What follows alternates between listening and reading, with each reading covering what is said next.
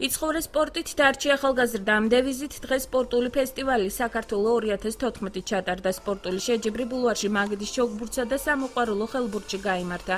მაგიდის ჩოგბურთის ერთეულთა თანრიგში ბათუმელმა ზურაბ თებიძემ გაიმარჯვა.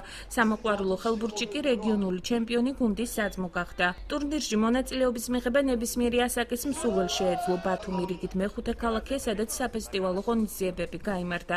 სპორტული ფესტივალი, რომელიც სპორტისა და ახალგაზრდობის საქმეთა სამინისტროს მხარდაჭერით და ეროვნული ფედერაცია სპორტი ყველასათვის ორგანიზებით იმართება, საქართველოში სამოყვარულო სპორტის განვითარებას, ჯანსაღი ცხოვრების წესის დამკვიდრებას და მის პოპულარიზაციას ისახავს მიზნად.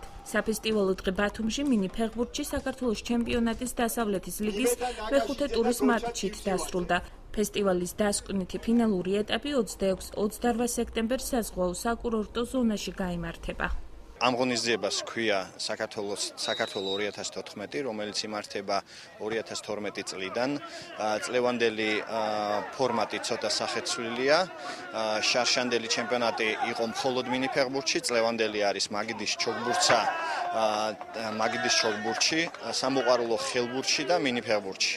ღონისძიება დაიწყო 31 მაისს. მე ვარ ერთ-ერთი მონაწილე, თვითონ მე გენერალური მდივანი ვარ აჭარის ჩოგბურთის მაგიდის ჩოგბურთის ფედერაციის, თან მონაწილეობას ვღებულობ. ეს ხელს შეუწყობს ამ სპორტის განვითარებას, მასობრივი სპორტის განვითარებას, საერთოდ ჩაბმულობას და ჯანსაღი ცხოვრების წესის დამკვიდრებას.